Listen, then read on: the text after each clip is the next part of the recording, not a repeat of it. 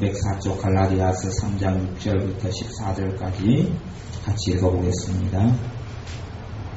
아브라함이 하나님을 믿음에 이것을 그에게 의로 정하셨다 함과 같으니라. 그런즉 믿음으로 말미암은 자들은 아브라함의 아들인 줄 알지어다. 또 하나님이 이방을 믿음으로 말미암아 의로 정하실 것을 성경이 미리 알고 먼저 아브라함에게 복음을 전하되 모든 이방이 너를 인하여 복을 받으리라 하였으니 그러므로 믿음으로 말미암은 자는 믿음이 있는 아브라함과 함께 복을 받느니라. 무릇 율법 행위에 속한 자들은 저주 아래 있나니 기록된 바 누구든지 율법 책에 기록된 대로 온갖 일을 항상 행하지 아니하는 자는 저주 아래 있는 자라 하였습니다. 또 하나님 앞에서 아무나 율법으로 말미암아 의롭게 되지 못할 것이 분명하니 의인이 믿음으로 살리라 하였음이니라. 율법은 믿음에서 난 것이 아니라 이를 행하는 자는 그 가운데서 살리라 하였느니라.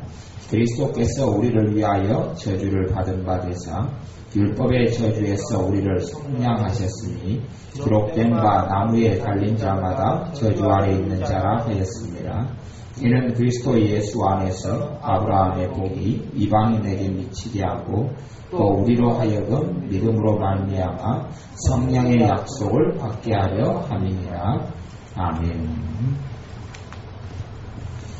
아브라함이 하나님을 믿음에 이것을 그에게 의로 정하셨다 함과 같으니라. 의인이 되는 방법이 두 가지가 구약성경에 나오는데 하나는 하나님께서 원하시는 삶을 사는 사람이 의인이고 두 번째 아브라함처럼 아브라함이 하나님을 믿음에 이것을 그에게 의로 정하셨다. 아브라함이 하나님을 믿는 것에 대하여 의롭다 이러고 의롭다함을 받는 사람이 의인이다. 그러므로 아브라함은 믿음을 통하여 의롭다함을 받았고 의인이 되었다는 말입니다.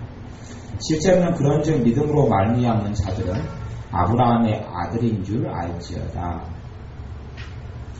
이스라엘 백성들에게 최고의 칭찬 중에 하나는 아브라함의 아들이다 그 말입니다.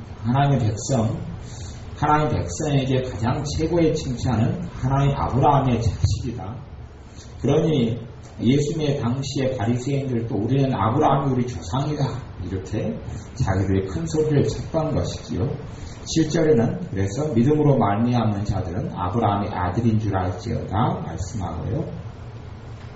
8절에는 하나님이 이방을 믿음으로 말미암아 의로 정하실 것을 성경이 미리 알고 먼저 아브라함에게 복음을 전하되 복음은 지금 신약시대에 와서 복음이 있었던 것만이 아니라 복음은 구약에도 복음이 전해졌다고 이야기합니다. 단지 사람들이 복음을 복음으로 알지 못했을 뿐이죠. 그런 의미에서는 신학자들은 그렇게 이야기해요. 구약 성경에서는 구약은 씨고 그리고 점점점 씨가 싹이 자라서 신약 시대에 와서 열매를 맺었다 그렇게 이야기하기도 합니다. 그런 의미에서는 구약 시대에 전해진 복음을 신학적으로는 원시복음이다. 그래, 원시복음. 씨의 형태로 있기 때문에 씨만 보고는 잘 모르는 수가 있단 말이에요. 씨를 하나 갖다 놨는데 그 씨가 거무스름한데 이것이 과연 무슨 씨냐? 수박씨 같기도 하고 무슨 씨 같기도 하고 잘 모를 수 있어요.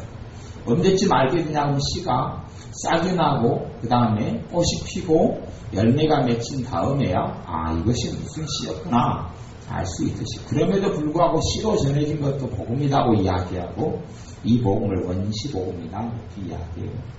그런 면에서 구약시대에는 하나님의 많은 사람들에게 복음이 전해졌어요. 복음이 전해졌는데 원시복음의 형태로 전해져서 사람들이 알았던 사람도 있고 몰랐던 사람도 있고 그럼에도 가장 명백하게 복음을 알았던 사람은 다윗 같은 사람은 명백하게 복음을 알았던 사람이에요. 그래서 그때부터 이미 다윗은 주님을 만났고 알았던 사람. 그러므로 다윗이 그렇게 고백하잖아요. 예수님도 그 말씀 인용하시는데 주께서 내 주께 이르시되 그렇게 말씀해요. 주님께서 내 주님에게 이르시되 앞에 주님은 하나님 아버지고 뒤에 주님은 예수 그리스도 주님을 이야기합니다. 다윗은 그런 면에서 참으로 복음에 취해 있었던 사람이지요. 하나님이 이방을 믿음으로 말미암아 의로 정하실 것을 성경을 미리 알고 이방이다.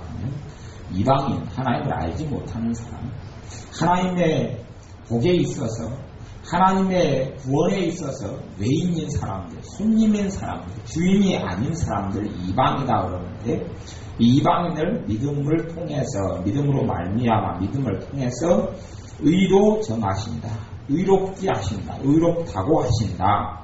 이것이 성경에서 아브라함에게 전해졌던 말씀이다. 그렇게 이야기합니다. 9절에는 그러므로 믿음으로 말미암은 자는 믿음이 있는 아브라함과 함께 복을 받느니라.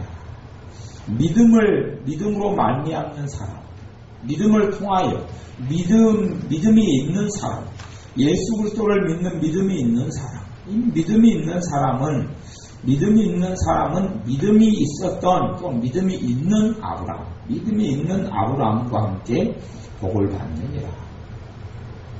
참다운 하나님의 복은 믿음을 통하여 옵니다. 하나님의 복은 믿음을 통하여 옵니다. 율법을 행함으로 하나님을 기쁘시게 함으로 물론 복이 옵니다. 물론 하나님의 복이 오기도 합니다. 근데 사실은 그러한 복들은 복 중에서 가장 어떤 면에서는 그렇게 좋은 복이지만 수준이 떨어지는 복이기도 해요.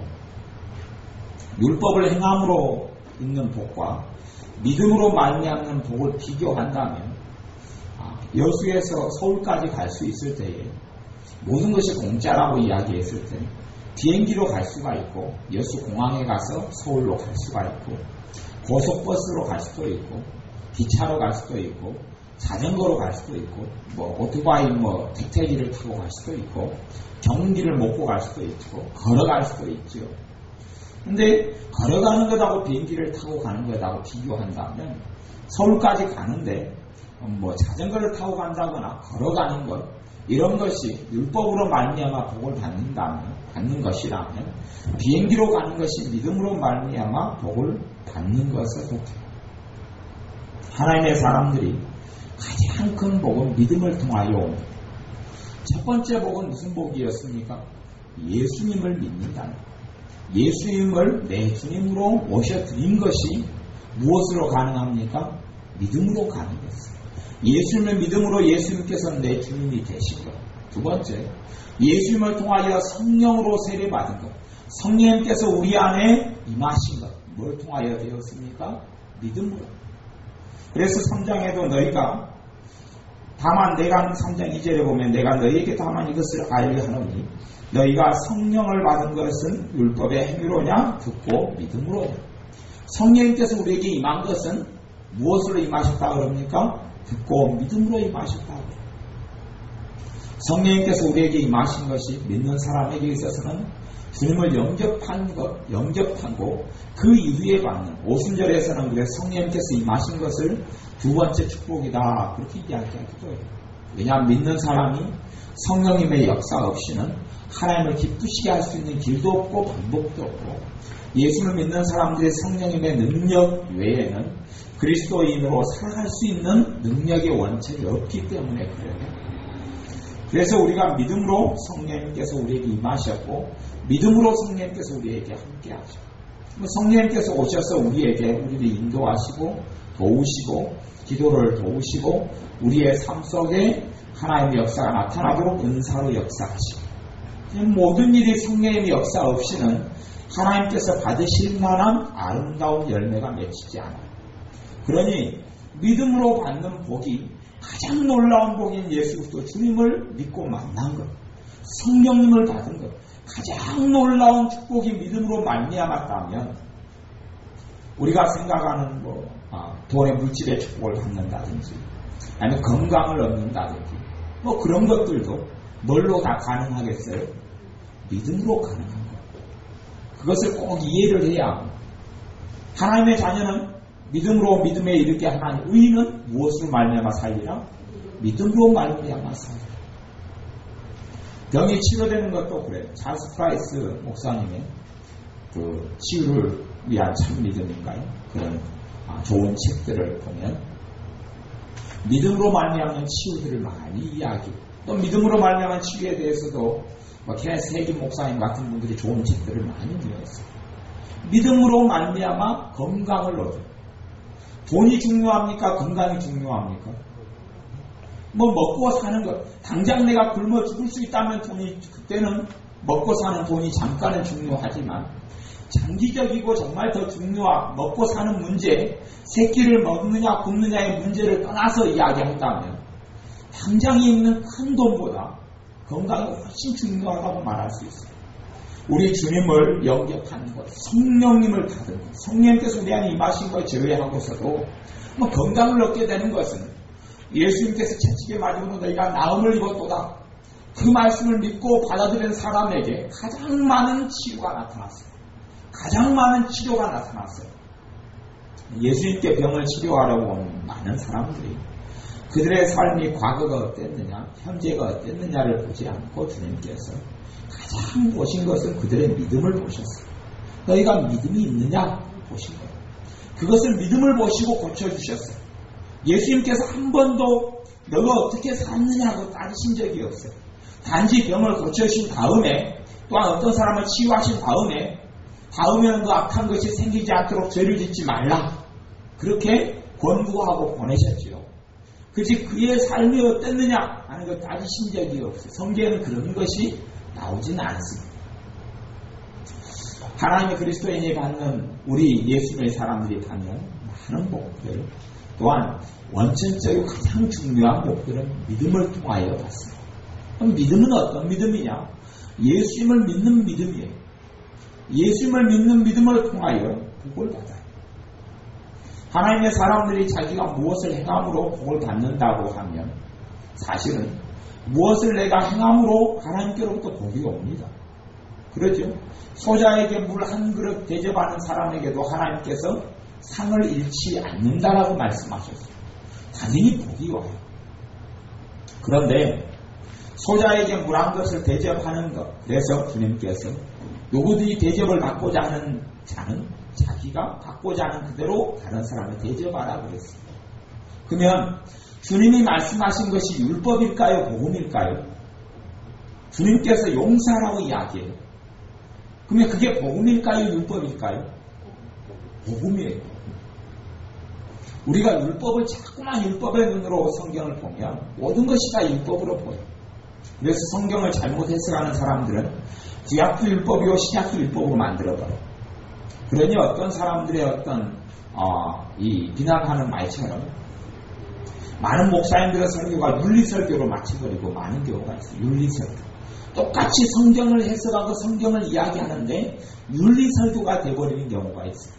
근데 성경은 신약 성경이든 구약 성경이든 윤리를 이야기하는 것이 아니에요. 신학의 과목 중에서 구약 윤리도 있고 신약 윤리도 있고 그래서 윤리에 대해서 좀 많이 신학을 공부하는 사람들은 배워야 하긴 합니다만은 하지만 성경이 윤리를 이야기하고 있지는 않아요.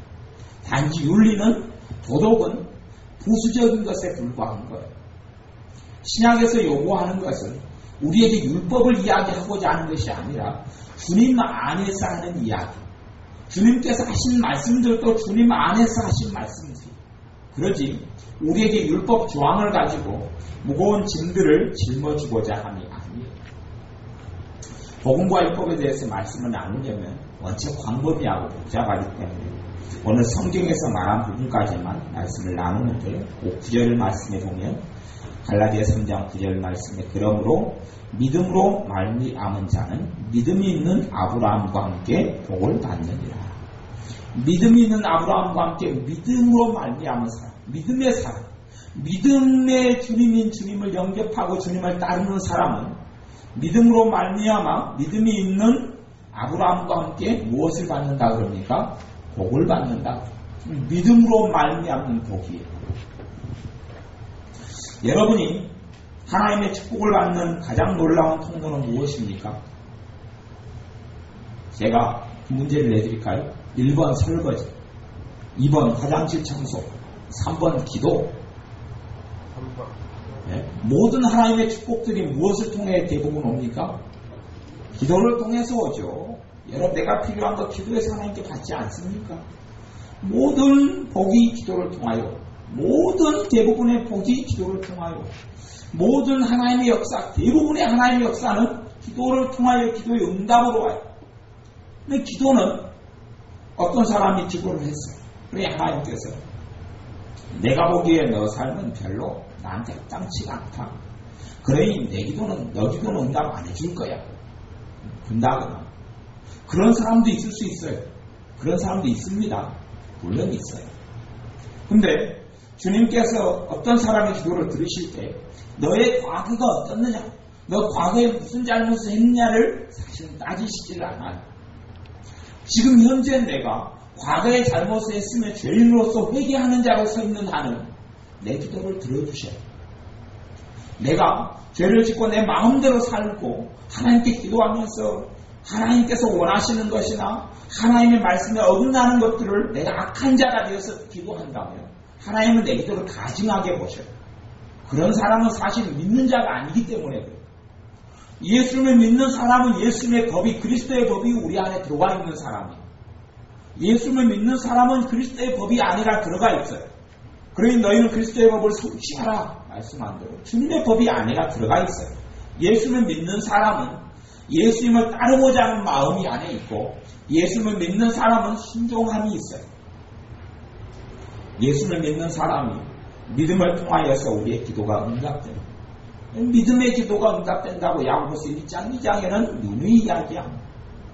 기도를 통하여 하나님께서 대부분의 많은 것들을 축복해 주시는데, 기도는 믿음의 기도가 응답받는 것처럼 믿음으로 말미암아서 우리가 복을 받아요.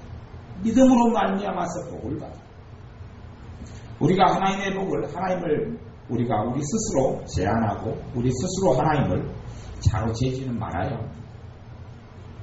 어떤 사람은 하나님의 복을 받을 때까지 30년, 50년을 기다리는 사람도 있어요. 어떻게 기다리냐 하면 자기가 보기에 하나님의 복을 받을 자격이 되지 않는다고 생각하고 그 자격 요건을 충족시킬 때까지 기다리는 거예요.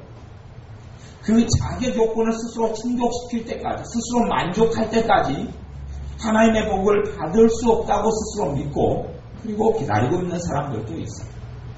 또한 어떤 사람들은 실제로 주님을 바르게 믿지 않으면서도 자기가 주님의 복을 당연히 받을 수 있을 줄로 알고 구하는 사람도 있어요.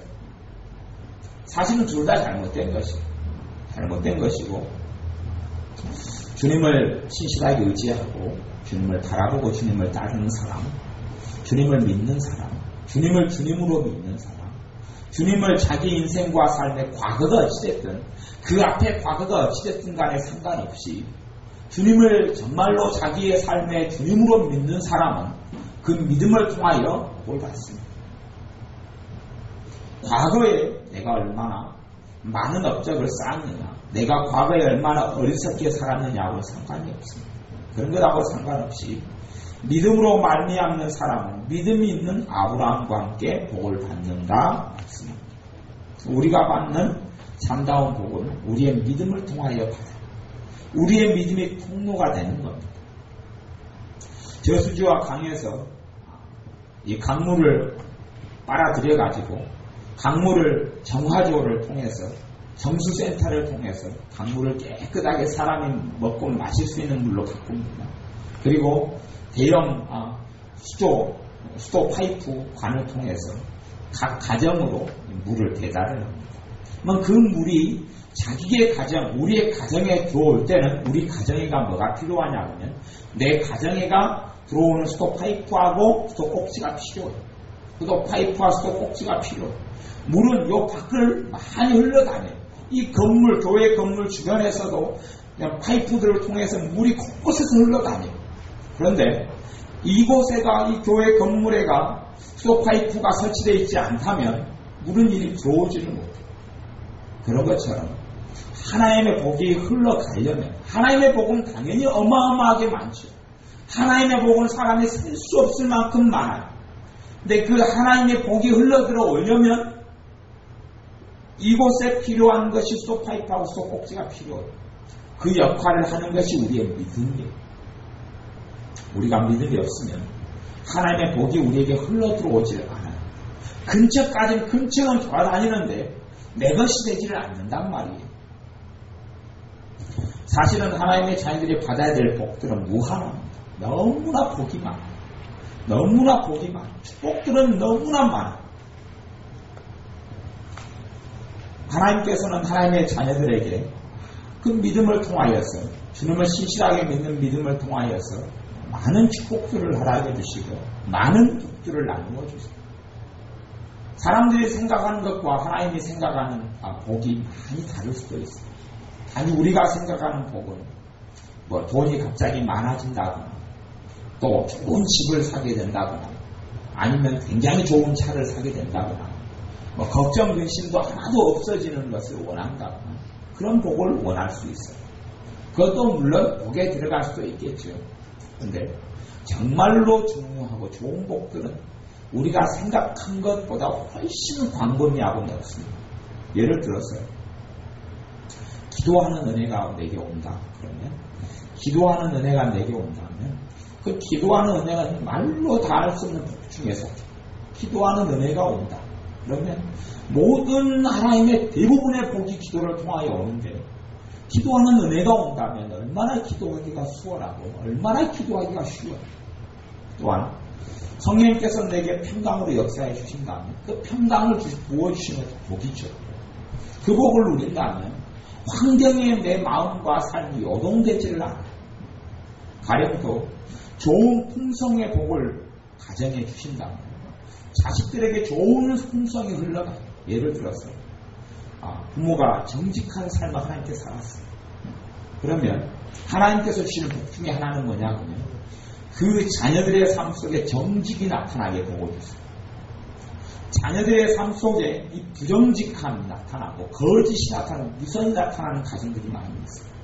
그러면 거짓이 있고 속임이 있는 사람이 주님께 나와고 예수를 믿는 사람이 됐어요.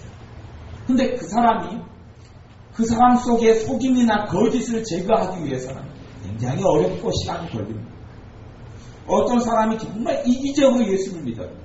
그러면 그 가정과 자녀들에게는 이기심이 흘러요. 이기심. 굉장히 이기적이에요. 이기적인 믿는 사람은 주님의 깊은 은혜 속에 들어오지를 못해요. 자식을 교육시킬 때 자기만 알고 자기 욕심만 차리고 희생할 줄 모르고 양보할 줄 모르고 이기적으로 사람을 키워놓으면, 또 내 자식이 그렇게 이기적으로 성장했고 자랐다면 하나님의 놀라운 복 속에 들어갈 생각은 사실은 하지를 말아야 합니다. 그럼 놀라운 하나님의 복 속에는 못 들어갑니다.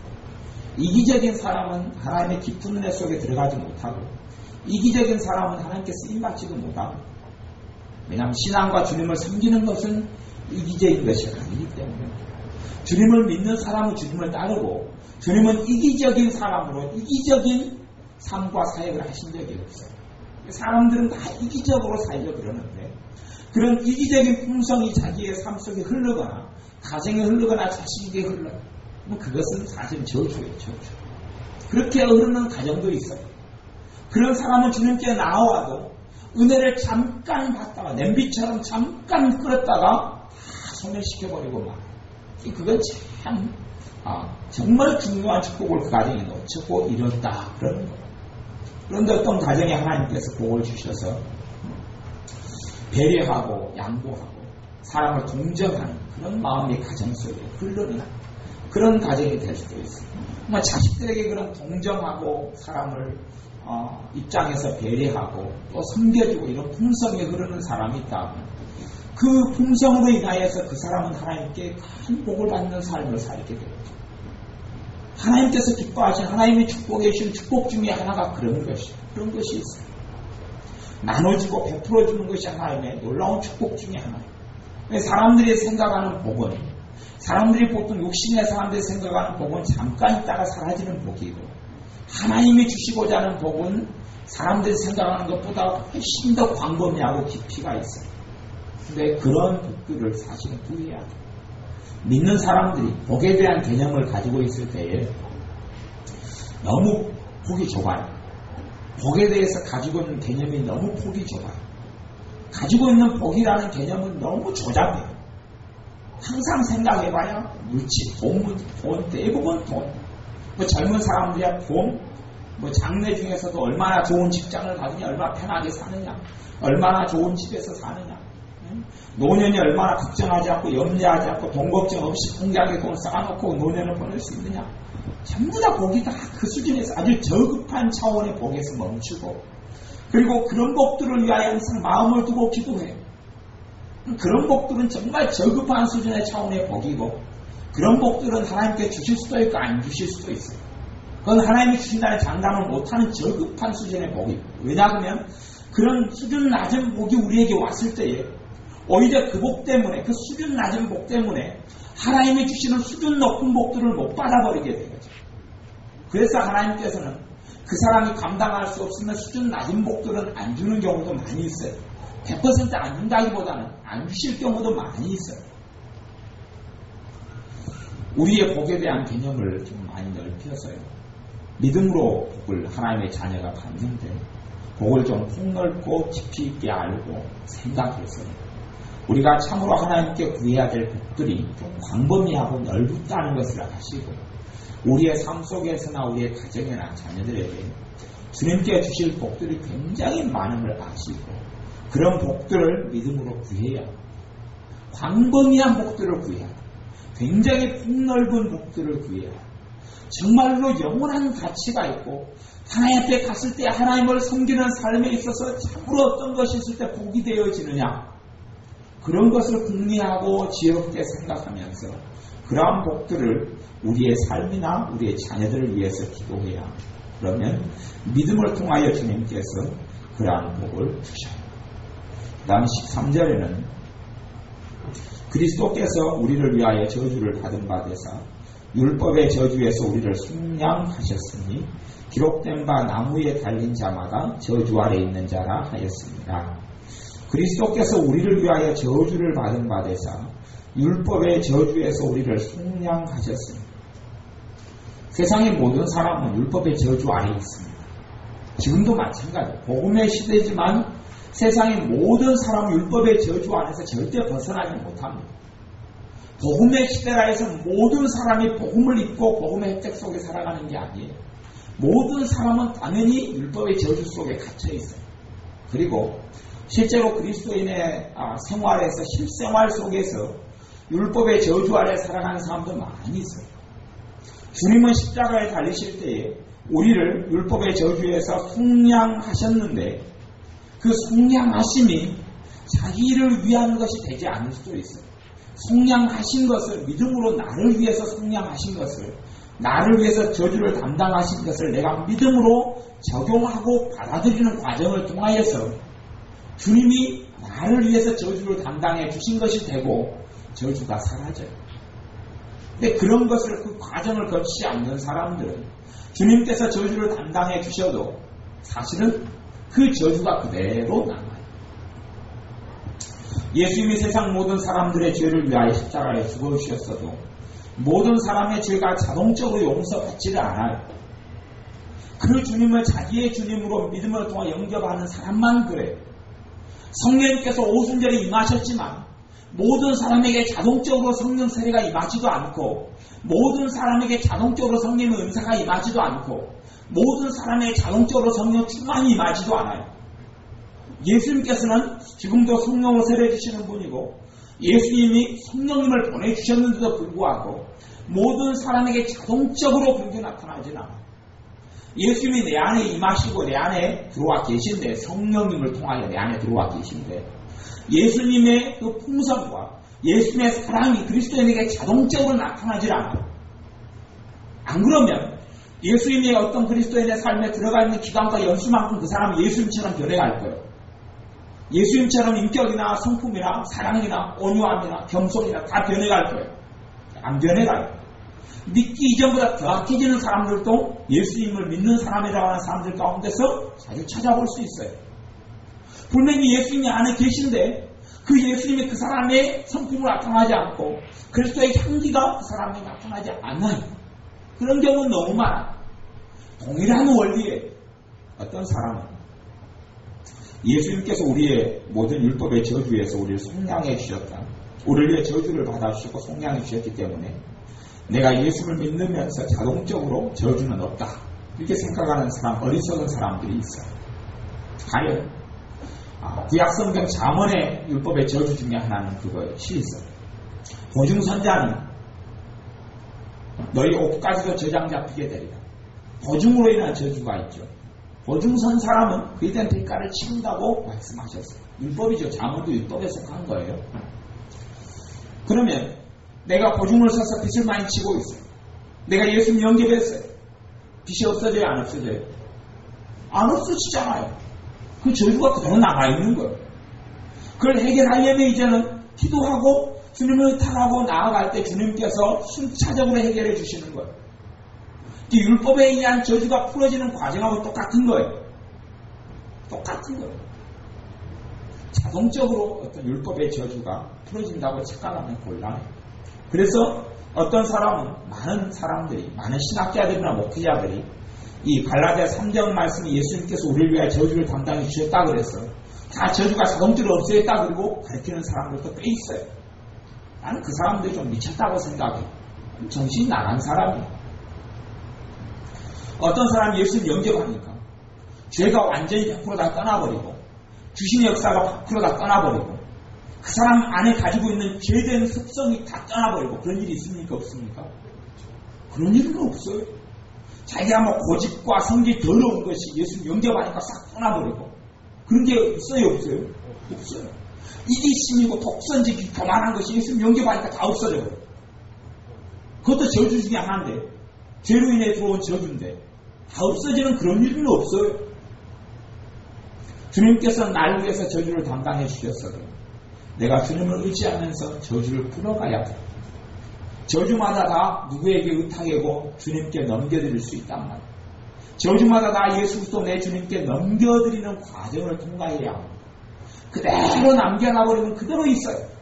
가령 내가 예수를 믿기 전에 집에다가 신주 딴지를 해놓고 그 다음에 뭐 무당 뭐 그런 걸 그냥 뭐 병풍이든 뭐든 막 그냥 별의별 어떤 무속 신앙 것들을 내가 집에다 쌓아놓고 맨날 손 비비고 살았어요.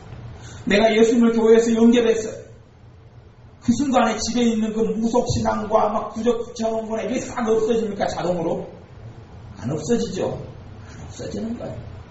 없어진다고 믿는 사람이 정신이 나간 사람. 내가 악하고 무당일을 하고 맨날 점을 치고 맨날 토전비견을 보고 그런 책을 사다 놓고 풍서지리를 보고 그런 책들이 예를 들어 책이든 부적이든 다 그 마귀 역사가 내가 예수님 영접하는 순간 자동으로 사라진다. 정신 나간 사람 그렇게 되지를 않아요. 내가 가서 회개하면서 하나씩 물건을 치워야 되죠. 그리고 그 죄에 대한 대가를 누가 치르셔요? 주님이 치르신 것을 믿음으로 받아들일 때에 그 죄로 인해서 우상숭배의 죄로 인해서 저주가 없어져요. 왜요? 내가 치료하지 않고 주님께 회개하면서 넘겨드리기 때문에 저주가 없어지는 거예요.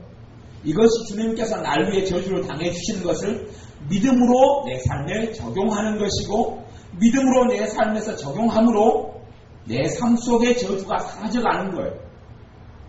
사실은 그러므로 저주를 해결하는 가장 일반적인 방법이 회개라는 거예요. 회개를 통하여 뭐가 없어져요? 저주가 없어져요. 회개를 통하여서 죄에 대한 대가를 정당하게 치료해야 되고 죄에 대한 포공을 치료해야 되는 것을 주님께서 치료해 주시고 없어지는 거예요. 그러니 사실은 회개라는 것도 믿음으로 하는 거예요. 믿음으로 하는 회개를 통하여 주님께서 우리의 죄짐을 감당해 주시고 주님께서 2000년 전에 십자가에 달리신 것이 나를 위해서 해주신 저주에 대한 속량이 되는 거예요. 우리의 삶 속에서 믿음으로 얻는 우리의 삶 속에 오는 가계, 저주 같은 것들도 내가 믿음으로 하나씩 처리해 나가면서 내가 이 받아야 될 죄에 대한 대가와 죄에 대한 책임을 주님께서 감당해 주시고 해결해 주시는 그런 믿음으로 얻는 복들을 우리가 다 누려야 될 줄로 믿습니다. 기도하겠습니다. 아버지 하나님, 우리가 무엇보다도 우리의 행위에 근거하여서 하나님의 복을 받으려는 초등학문에 있는 사람들이 아니라 예수님을 믿는 믿음을 통하여서 복을 받으려는 복음 속에 있는 하나님의 자녀들이 되게 하여 주옵소서. 예수님의 이름으로 기도하옵나이다. 아멘. 기도하겠습니다.